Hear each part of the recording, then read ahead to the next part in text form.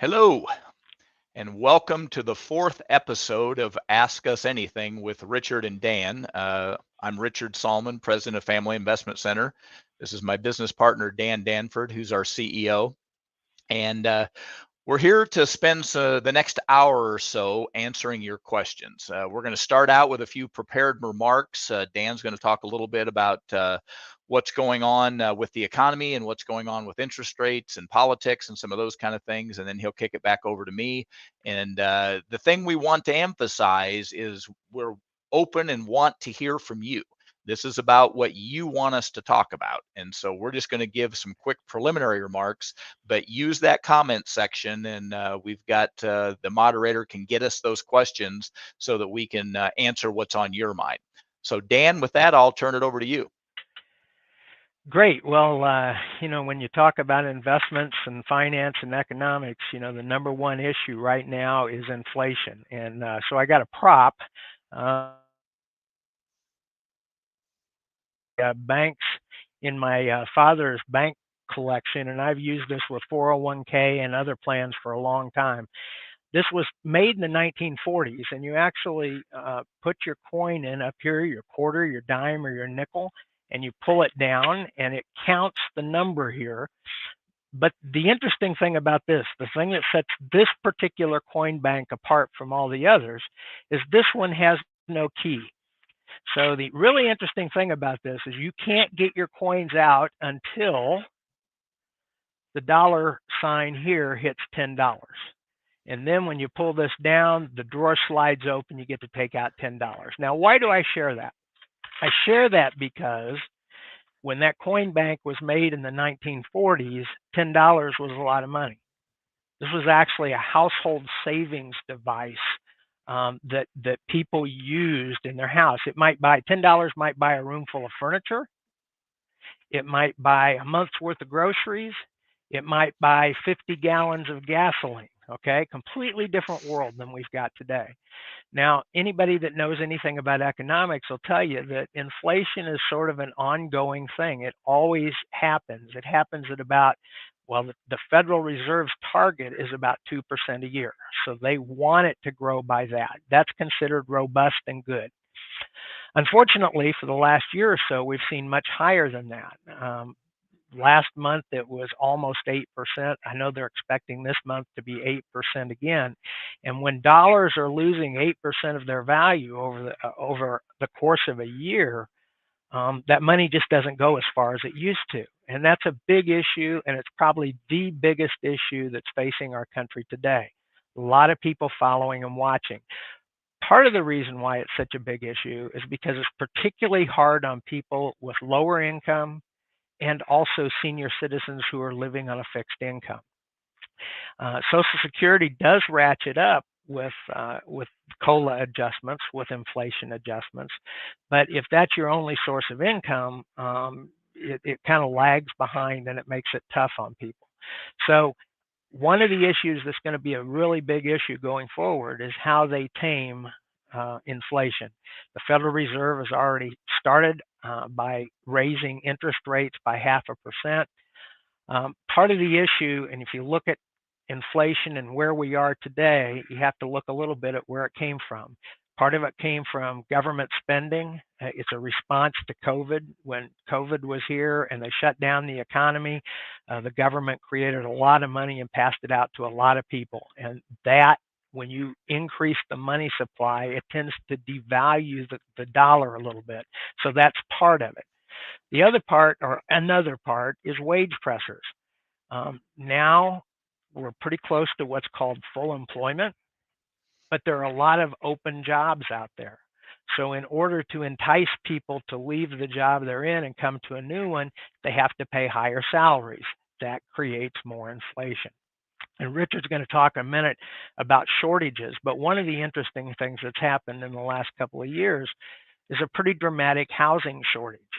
And the articles I've read on this say that basically what happens is people are not leaving their homes at the ages they used to leave their homes. A lot of people are staying in them much longer. So that lack of turnover means that there are fewer homes than we need, which drives the prices up. Anybody that's bought or sold a house in the last couple of years have seen that. Those are all inflationary signs. They're all of concern, and they're all things that the government is looking at right now and how to fix. Like I mentioned earlier, the job market, another full employment is considered a very good sign. Part of the issue is there are a lot of open jobs still, so we'll have to see how that shakes out in the economy. Federal Reserve is raising interest rates and will continue to raise interest rates. That's really bad for people who are borrowing money. It's really bad for people buying homes. It's not great for companies that borrow money because their cost, one of their costs is going up. So that's how they try to slow the economy, is by kind of slowing down all that excess. All of this leads to maybe the biggest point for many of our clients and people who care right now, and that's the stock market. And the stock market has fallen dramatically. A couple of the indexes are down in the bear market range. They've lost 20% or more. More of them go to that. I know it's a concern for our clients, and it's something we're obviously watching. One of the things to keep in mind, though, is that a 20% correction is not all that uncommon. I think if you look at statistics, it's every 2 or 3 years, there's a 20% correction. It's been a long time since we've had one. So we aren't overly concerned about this. I mean, don't like to watch it. We don't like looking at our statements any more than you like looking at your statements. But the truth of the matter is this isn't all that uncommon, and we don't see anything here that's going to be of huge interest right now. So the next issue besides economics is, how's this play out in politics? So a couple of kind of general rules. One of the first general rules is that in the first term of a presidency, when the midterm elections come up, the incumbent party almost always loses seats. Yeah. So if you were just looking at it and betting based, not knowing on anything else, just knowing that this is the first term of President Biden's presidency and the Democrats control the House and the Senate, you would just have to say, hey, they will lose seats in the Senate and seats in the House. Because they're so tight this time, because there's such narrow margins, there's a fair chance that the Republicans will take over the Senate or the House. We'll have to see how that plays out. We don't know for sure, but probably the odds-on bet is that that's going to happen. So what does that mean? Not sure yet, but that is what's likely to happen. Another thing is the economy itself is a huge determinant for voters. So there's an old James Carville line, where he said, it's the economy, stupid. Same thing here with all the inflation, all the unsettled economics, all the things that people are concerned about. You would have to say that that favors the Republicans somewhat too. So we'll have to see where that goes and what it means. Don't know the answer yet, but that's kind of where we are. Three other things that I think are important. We now have the Roe versus Wade controversy. Both sides are polarized over this issue. The question is, which side is actually motivated the most? We don't know yet. Is it the pro Roe versus Wade or the anti Roe versus Wade? I don't know, and we won't know. But both sides are pretty energized. Same with the southern border. We've been talking about that now for a year and a half. It's a huge issue. We've not seen numbers like this in the past. Again, it's an energizing subject. It's something that both sides of the political spectrum feel strongly about. If you're going to try to predict what's going to happen this fall in the elections, the key is going to be which side is more energized by these important issues. The last thing I talk about in politics, and I'm not going to talk about it at all, I'm going to say that's the Ukraine war and what's going on over there. That, again, very important to citizens and voters in the United States. Not sure how it's going to go, but it will make a difference. And I'm going to let Richard talk a little bit more about what's going on in the Ukraine and some of the related issues with that. All right, thanks, Dan. And it really, a lot of this ties back into some of these supply chain issues that you were referencing. I mean, we've heard more about the term supply chain. It's kind of like, COVID and long COVID and some of those terms that we'd never really paid much attention to before. But essentially, if you look back over the last 20 to 30 years, manufacturers, suppliers, et cetera, have spent that time wringing all of the cost that they could out of the supply chain. And what that really means for you and me is that we were getting a better price. We were getting a better deal than we would have otherwise. And so consequently, prices have dropped. We haven't seen much inflation over the last 20, 25 years. But what happened with COVID is we realized just how fragile some of those supply chains were.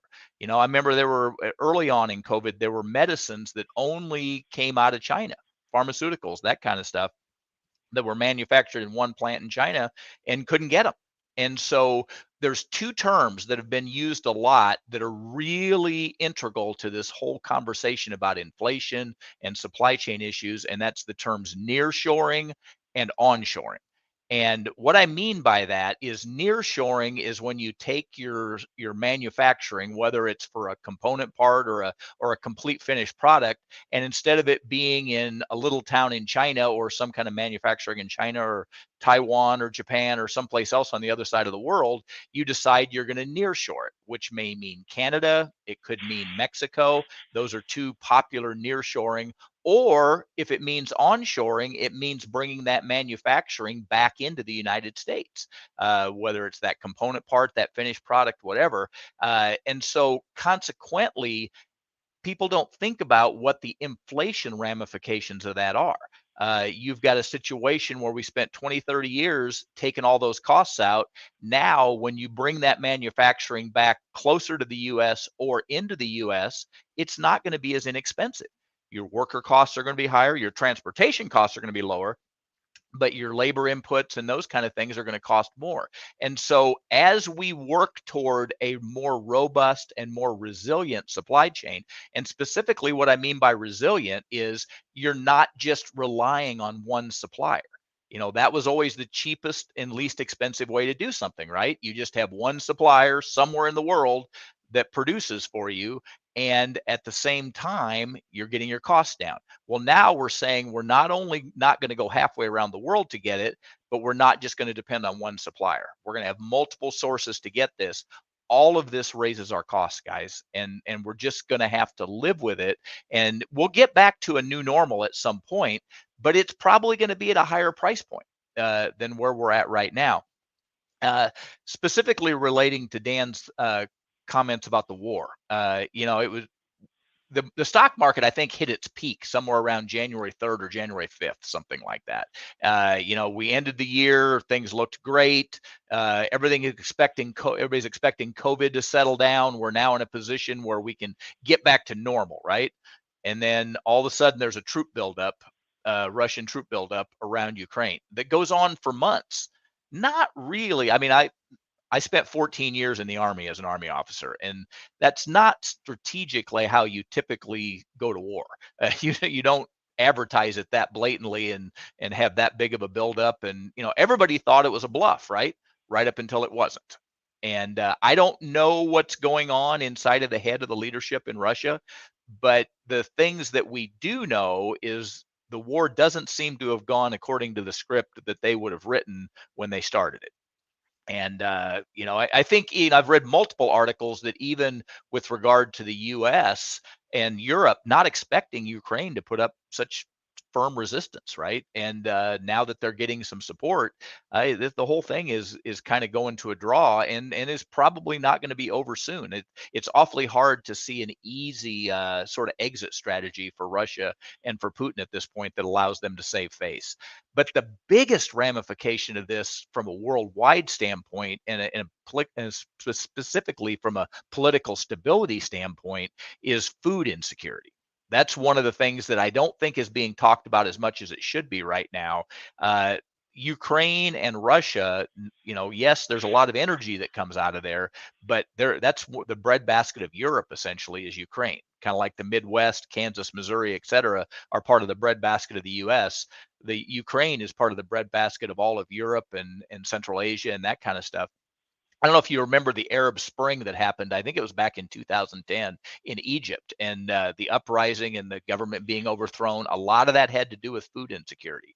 And the business intelligence sources I read talk a lot about what the real risk is as far as for political upheaval around the world when countries that are especially poor countries can't afford to feed their populations.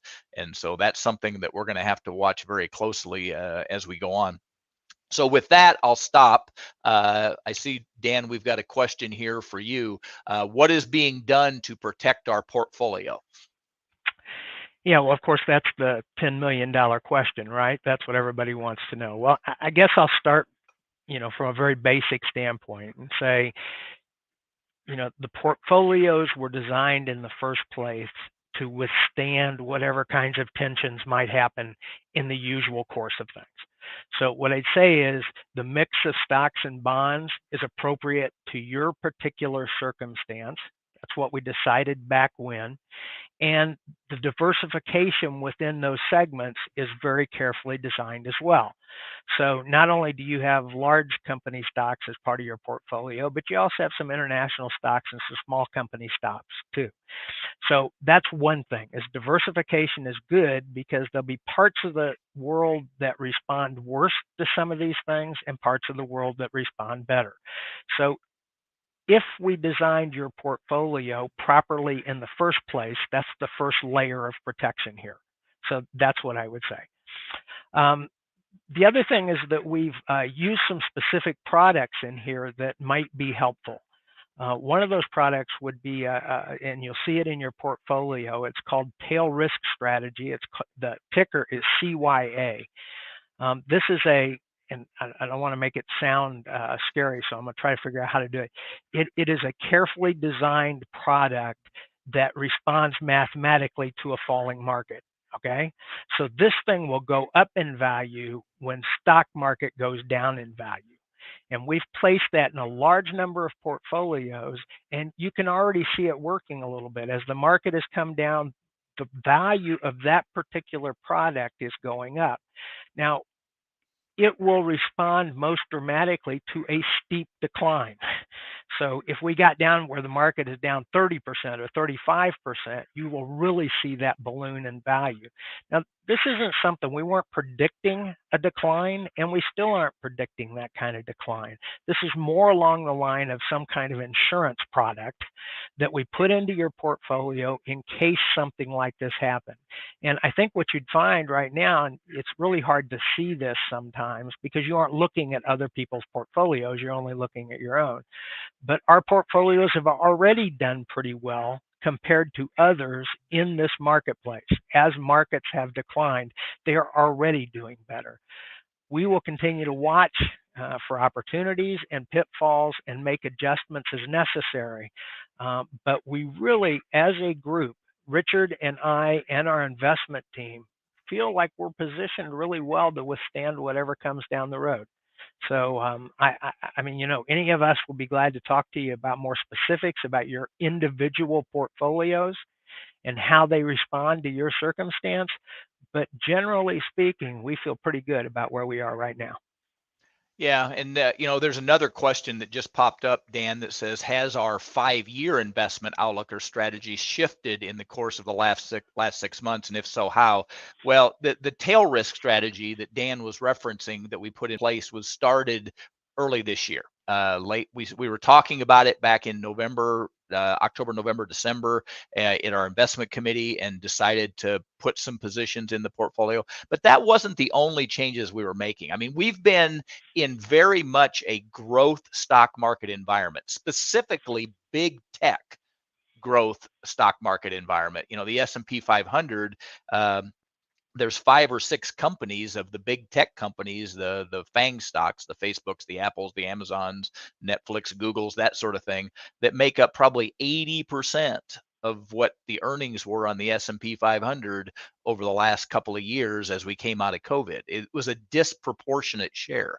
And one of the things that we started doing late last year and early this year was starting to pull back on some of those positions in those large tech stocks and rotate a little bit more toward a value orientation on the large company side.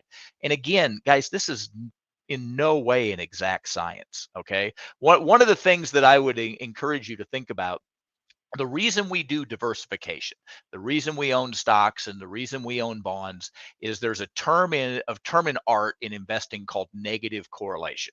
That essentially means that when one's going up, the other one might be going down a little bit or not up as fast. But especially when the stock market drops, your bonds tend to provide you with some protection, right? Well, that worked pretty doggone well back in '08 and '09 when we started going into the Great Recession, which many of you will remember. Interest rates at that time were like 5%. Okay, so we actually had an interest rate. And one of the differences that we were discussing in our investment committee this fall was the fact that we're at an elevated stock market and we're at interest rates that are effectively zero, right? I mean, nothing. The Fed funds rate was 0.25%. So we were concerned that bonds wouldn't be able to play as much their traditional role in terms of portfolio downside protection like they did in '08 and '09. I mean, the overall stock market went on, almost got cut in half over that 18-month period, 45, 48%. And most of our client portfolios were down at worst at that time about 20%, because those bonds were able to provide a cushion. The Fed was dropping interest rates to zero and the value of those bonds went up. It was going to be tough for that to happen this time around if we got a dropping stock market. And that's exactly what we've seen. We in '08 and '09, we had drops across the board. Basically, there's an old saying in our business that in a crisis, all correlations go to one. That essentially means that things that aren't supposed to move in the same direction start moving in the same direction.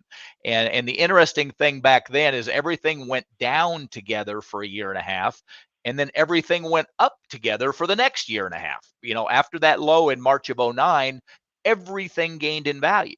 That's not supposed to happen either. But none of our clients ever get upset when everything's going up together when they're not supposed to. That's not a problem for people. That's one of the things we talk about with volatility, is it cuts both ways. One of our other favorite sayings around here is the reason that you have to endure the kind of downturns that we're enduring right now is because you wouldn't get the upside that you get the majority of the time if you didn't have that. If things just go in a straight line, they call that a CD. Very little up, very little down. It's all in a straight line, but after inflation, it doesn't keep up. So those are some of the changes that we've made, and we feel like we're, as Dan said, we're as well positioned as we can be, and we've never seen a scenario where it makes sense to jump out and just wait for the right time to buy back in.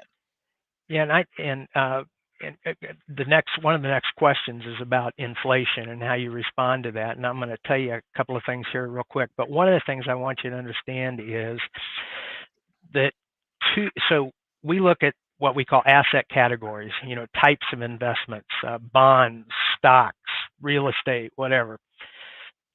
Two of the asset classes that provide the best long-term inflation hedge are common stocks and real estate.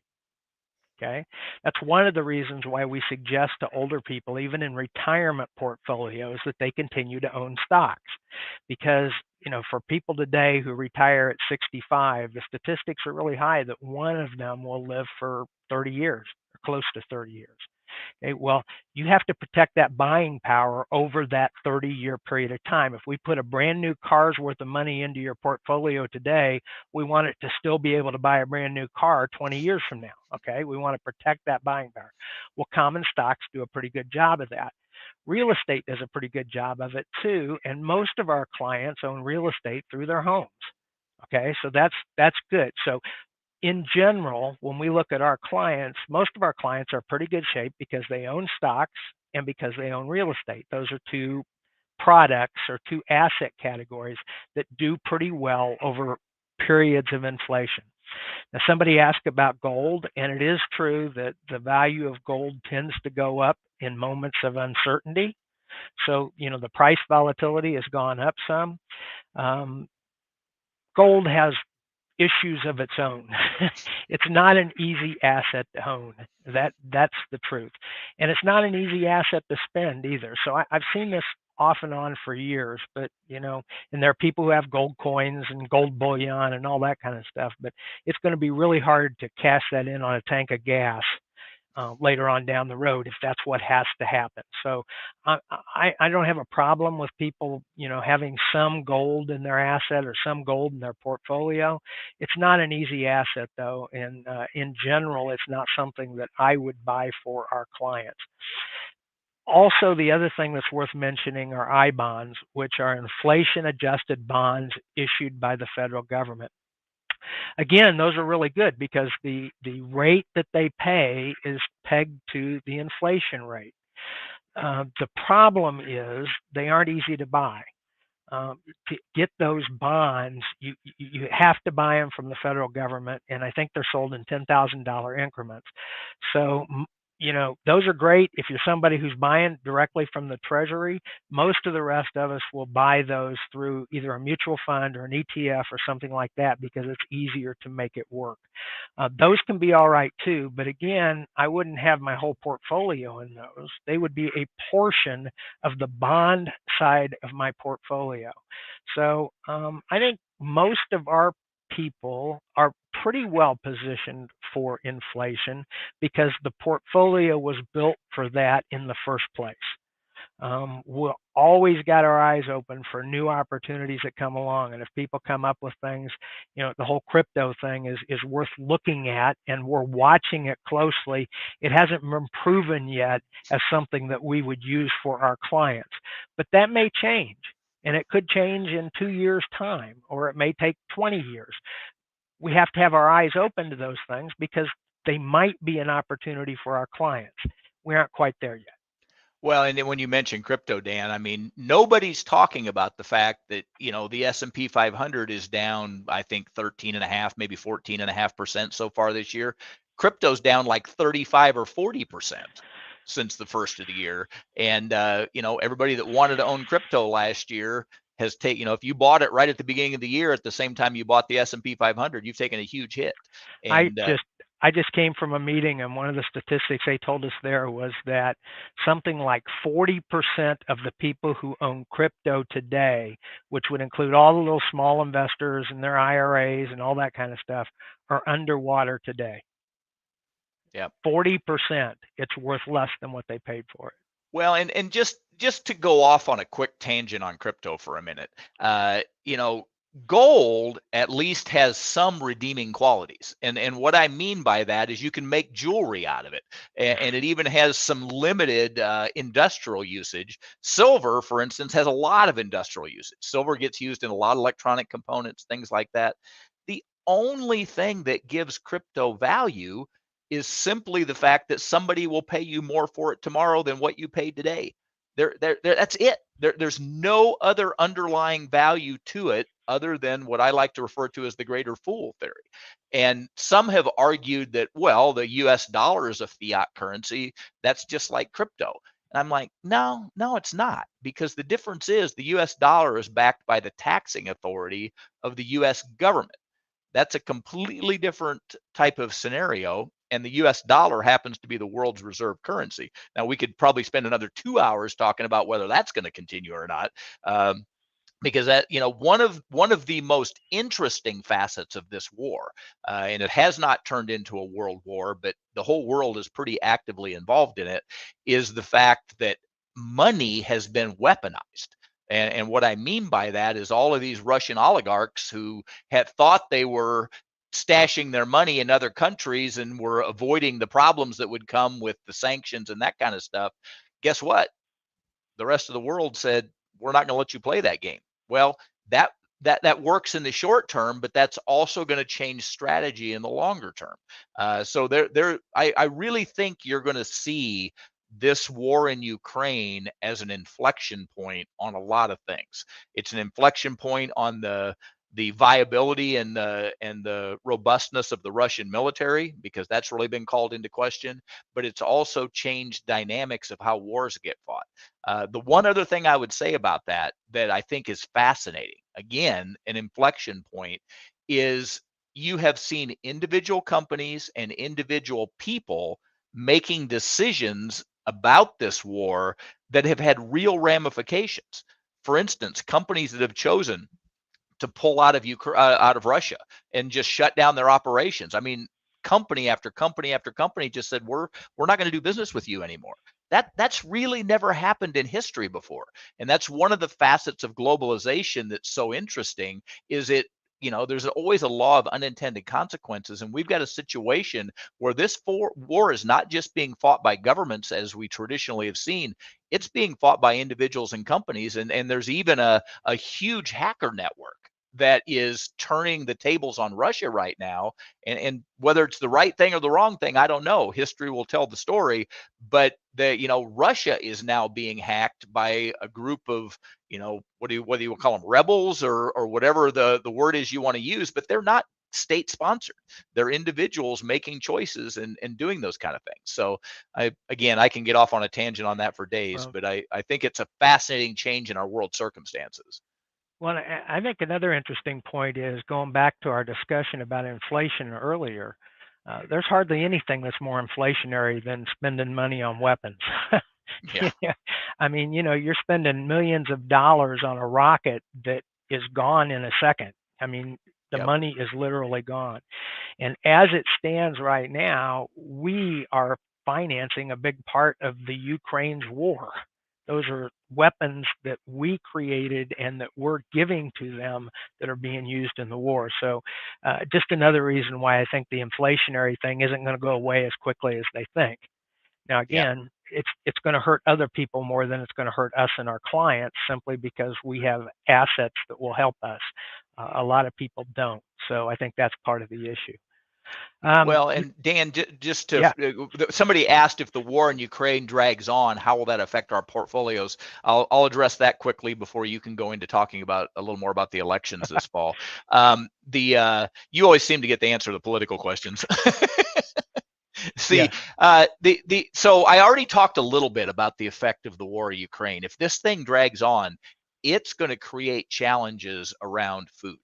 And not just food, but Ukraine is a huge source of precious metals and minerals. It's a natural resource rich country, I guess is the way I would describe it. And as such, I can see why Russia would want it, right?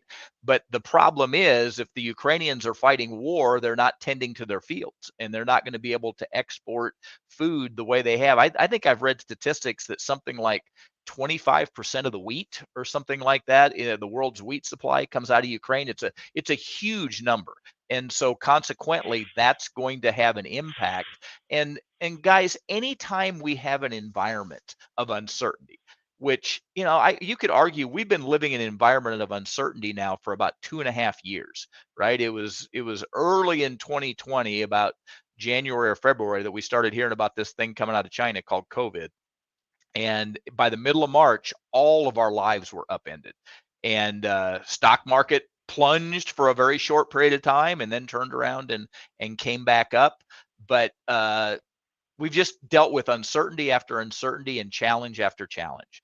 And one of the things that I would encourage you to think about in this kind of an environment, the uncertainty is not going to go away anytime soon that we can see.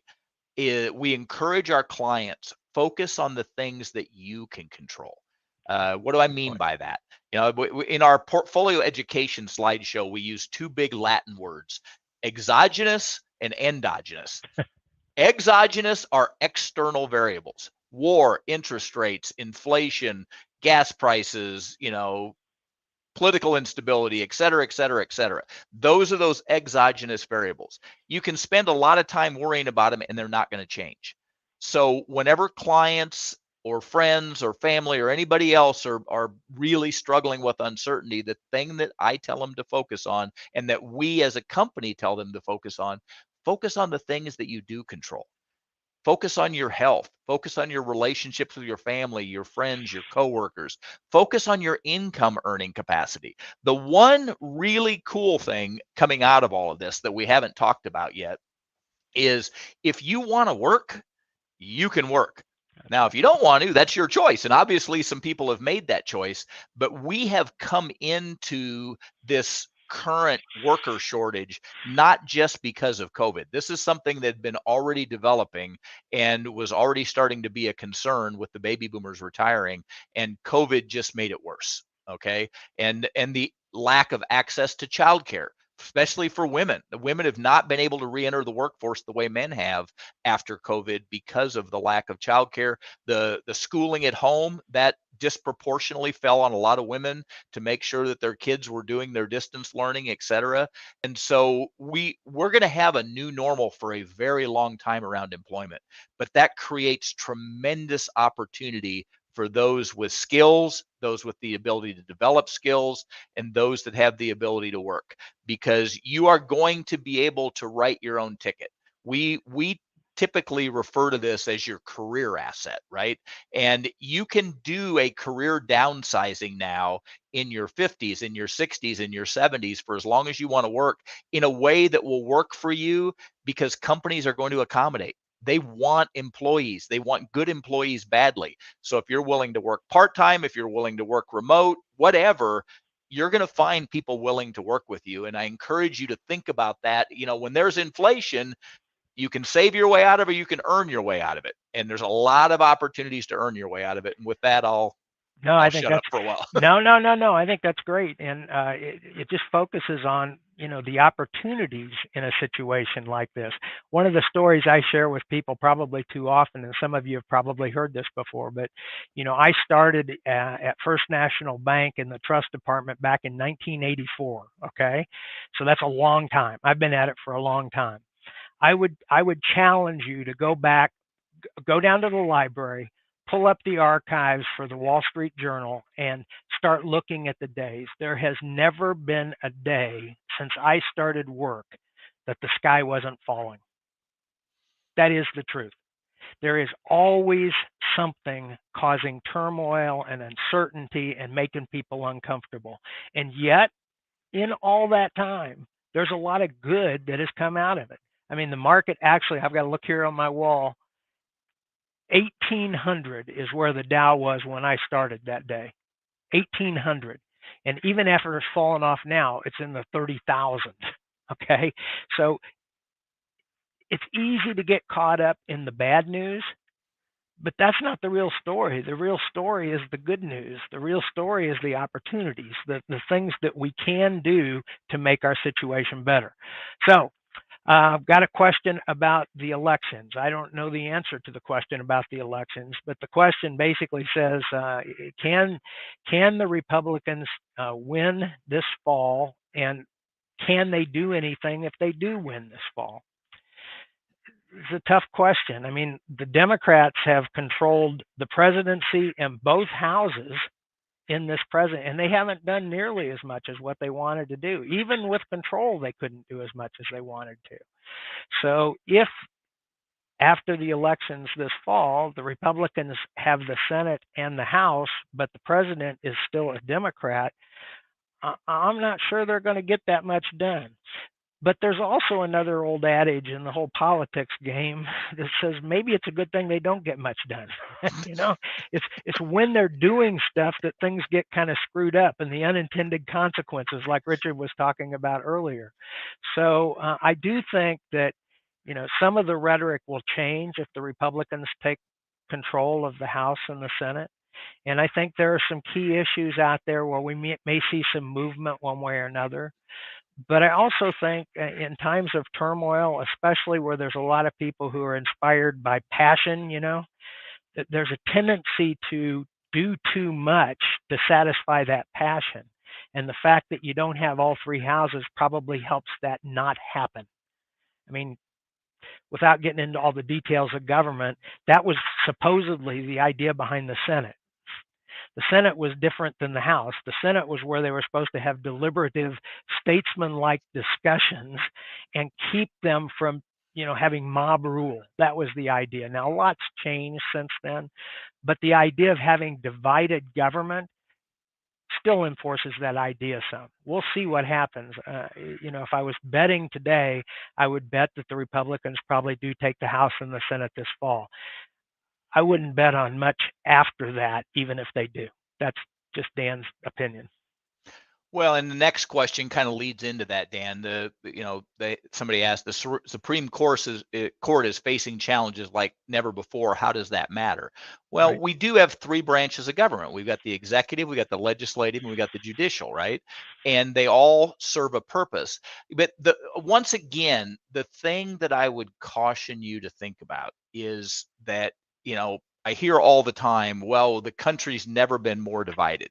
Well, I would argue that yes, there are times when it's been more divided. We fought a civil war coming up on 200 years ago, True. 175 years ago, that you don't get more divided than that when you got brother fighting brother and killing each other. And so, it's not good, the level of division we've got. But what I've been reading some interesting articles recently about the way our primary system works and the way it's basically leading to some of this divisiveness, because you essentially, whether you're a Republican or a Democrat, you have to go so far to the right or so far to the left to get through the primary process that it's hard to come back toward the center and govern. There was I remember, you can think what you want about Bill Clinton, but the reality was he was on the left when he ran as a Democrat for president, but as he governed a lot more from the center. And even George H.W. Bush, I mean, the different Bushes, same thing. I mean, some of the biggest Medicare drug expansion happened under a Republican president, under Bush.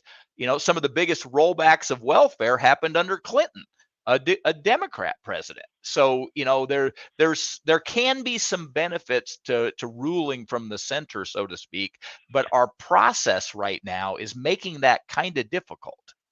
Well, and the process favors complainers. Seriously, all the social media and all that kinds of stuff makes it easier to be against something than to be for something, which is one of the problems that politicians have today. Is any idea they throw up there, no matter how magnificent the idea might be, it draws all the negative views out into the open. So right off the bat, before you even get a chance to consider an idea, you're already considering all the negative aspects of that idea. Just allows the people who are against it to polarize against it, and they can keep a lot of things from happening. That's part of the gridlock that we've seen over the last couple of years. I'm not sure that's going to go away much either. I mean, I've told people for years, one of the things that makes investing tough is 24/7 news. I mean, they take a story. It may not even be that significant of a story, but on this particular day, it may be the most important story in the news. And then they repeat it all day long, every 15 minutes, all day long, and gives it a magnification and a proportion that's way outsized from what that really is. That's not going to change, though. Just because I know that that's a problem, and just because I'd like for them to quit talking about it all day long, it isn't going to stop. And the same's true with social media. It's not going to stop. So what we're going to have to do as a country, as a world probably, is find a way to, rise above the noise and do the right things. And I think that's a big thing from an investment standpoint. As Richard and I talk to clients all day long, and as we deal with people and stuff, a lot of them come in with really great stories. I talked to so and so, and he said this, and it makes sense to me. Well, after I hear it, it makes sense to me too. But there's also a part of me that says I've been doing this for 30 or 40 years, and that's really not relevant to your situation right now. Okay, it's, even though it sounds like it might be, it's probably not. And so I think a big part, one of the reasons that Family Investment Center exists, and one of the reasons our 10 advisors do what they do, is because sometimes we can hold your hand and we can say, let's rise above the noise. Let's do the right thing. Let's stay principled in what we're doing. It's the right thing for you and your portfolio. And we know that 2 years from now, we'll be on the right side of this thing. Yeah, that's a good point. Well, to get back to answering the question about the Supreme Court challenges, anytime there's a risk of mob rule, whether it's January of 21 when the Capitol insurrection happened, or if you've got people that are, basically picketing Supreme Court justices' houses and interrupting their lives, things like that. That's not good for democracy, right? I mean, reasonable people thinking reasonable things and coming to agreements and sometimes agreeing to disagree. That's kind of what we're looking for, right? And but and again, to echo what Dan said about social media, about the news. I mean, I grew up and went to school in the 70s. And in that environment, you got Walter Cronkite for 30 minutes in the evening and the evening newspaper that got delivered once a day. That was your news. And so consequently, you didn't spend all day thinking about it, and you didn't spend all day getting bombarded by it. And that does make a difference. So Dan's point about rising above that is good. So another question here about alternative investments. And so over the last 10 or 15 years, there have been a lot of, private limited partnerships, all kinds of things, hedge funds, all kinds of things like that, most of which were created to sell rather than to buy. So you hear a lot of talk about these things, but a lot of them don't really pan out as long-term investments that make a lot of sense, partly because they typically have very high fees, and it's real hard to overcome the fees. The exception to that, I would say, is that there are new ways of packaging old products, and sometimes the new ways of packaging them makes them more appealing. Richard and I had a discussion yesterday, actually. One of the things that's happening in the world today is that the insurance companies are changing their mixes of products. And some of the annuities and things like that, which I would not have touched 5 years ago or 10 years ago because they were so loaded with fees and commissions and all that kind of stuff. They're being rebuilt in new structures that don't include all those fees and all those commissions. Okay. They aren't appropriate for everyone, but if somebody comes into our office and it's a good fit, except for the fact that it had a bunch of fees and commissions, well, that's gone away now. Now we're able to look at it and say, where's a provider out there that could provide this solution at a much more reasonable price so that it's good for our client? So those things are happening. Other things, I'm going to go back to something we talked about earlier, and that's that tail end, what's it called? Tail risk strategy, CYA. Tail risk strategy. I remember it as CYA. I can't remember the name of the fund itself. Basically what that is it's a derivative product, and you could go to the stock market and you could buy those individual puts and calls to accomplish what we're doing with the ETF. The problem is it's not practical at all to do. Okay, it would be very hard for me to take your portfolio and go out and buy the derivative products to protect it in the same way I can with that other. When it's packaged as an ETF, the fees are wrung out of it, and it's combined with enough others that there are economies of scale there that make it practical. This product did not exist 5 years ago. Okay, so we couldn't have used it for our client portfolios 5 years ago, but we can use it today. Now, again, the real value in this product is if the market keeps going down a lot, and we don't really want that to happen. We don't want to see that it works.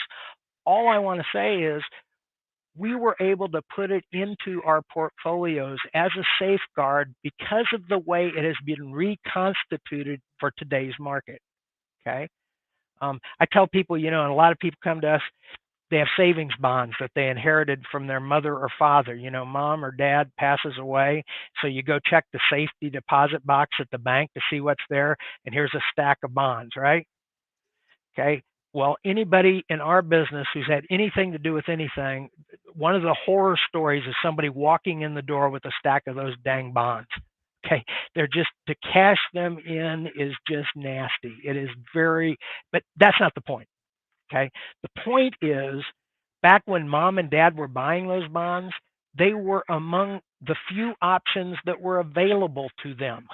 They didn't have mutual funds. They didn't have all kinds of different things like we've got today. You could either buy individual stocks, or you could buy savings bonds, or maybe you could buy a treasury security if you had enough money to do that. it's a remnant of an earlier time when there weren't the choices there are today. Well, we have a lot of choices today, but the even better news is there are even better new ones coming down the road. Okay, we don't know exactly what they are yet, but that's one of the things that we do for our clients is we watch for those opportunities, and if they're good ones, we take advantage of it for you. Thank you, Dan. Yep. So next is a tax question. With everything going on in the world, do you see any major changes in the tax code for 2022?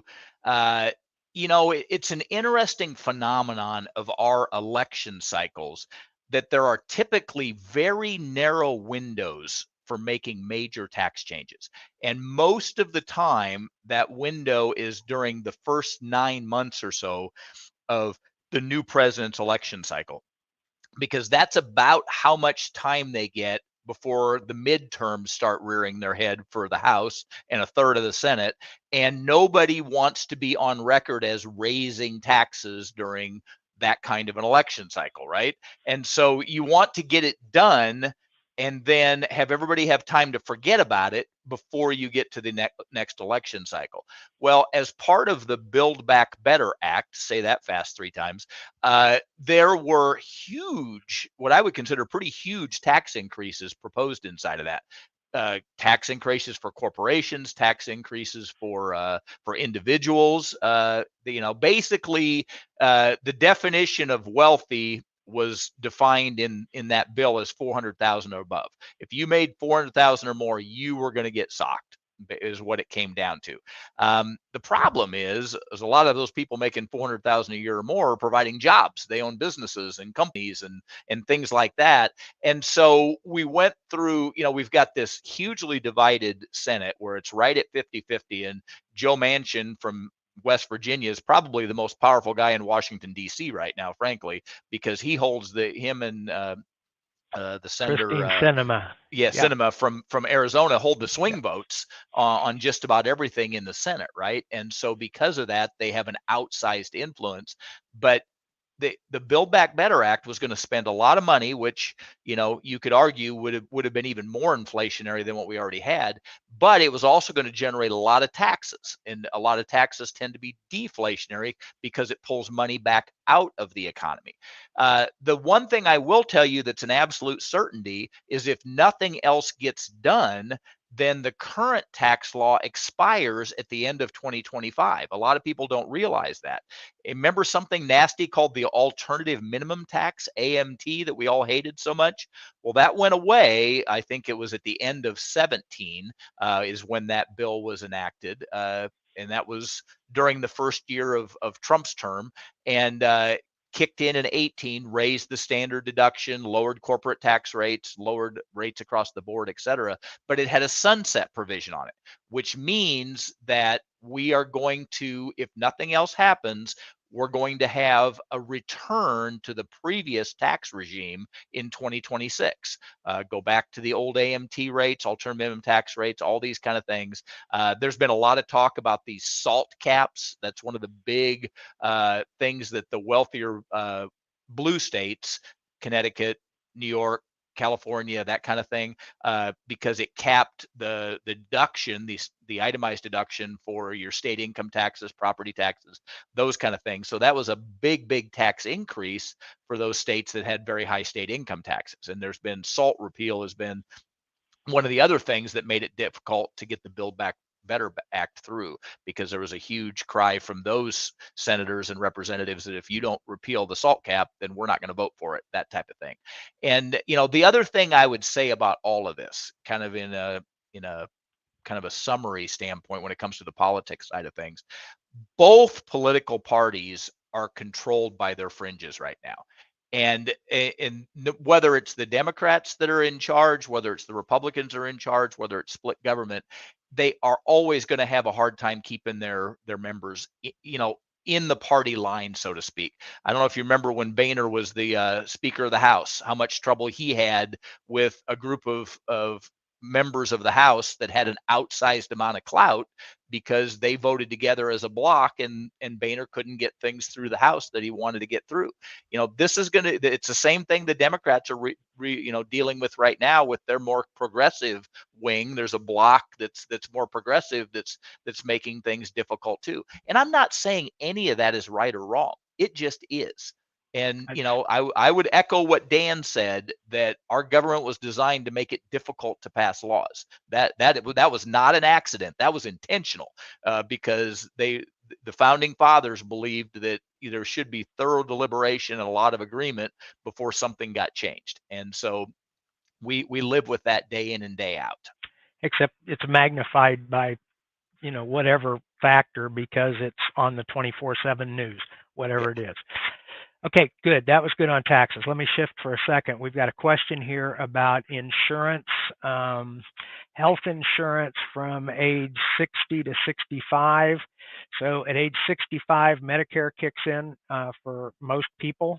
And so when people leave the workforce early, whatever that is, 55, 60, 62, whatever, health insurance becomes an issue up until they hit age 65. So the question was specifically about individual policies that might be less expensive than Obamacare. I would say that my experience says that that is true or can be true, but part of it is based on your health. Yep. So some people have health conditions that would keep them from buying an individual policy or buying an individual policy cheaply. And especially when you're talking about couples, by the time people get to 60, 62 years old, it's not uncommon for one or the other to have some kind of health conditions. So lots of times what ends up happening is you end up going to the government marketplace, Obamacare, and buying that coverage as the bridge until Medicare kicks in. The other thing that happens is people are offered early retirement type benefits, so lots of times there's a COBRA benefit that's available too. Their employer offers them extended coverage until they get to be age 65. It's typically a very good policy because it's a big group policy. On the other hand, it's pretty expensive when you're having to pay for it all. So if the company subsidizes it, that can be a good option.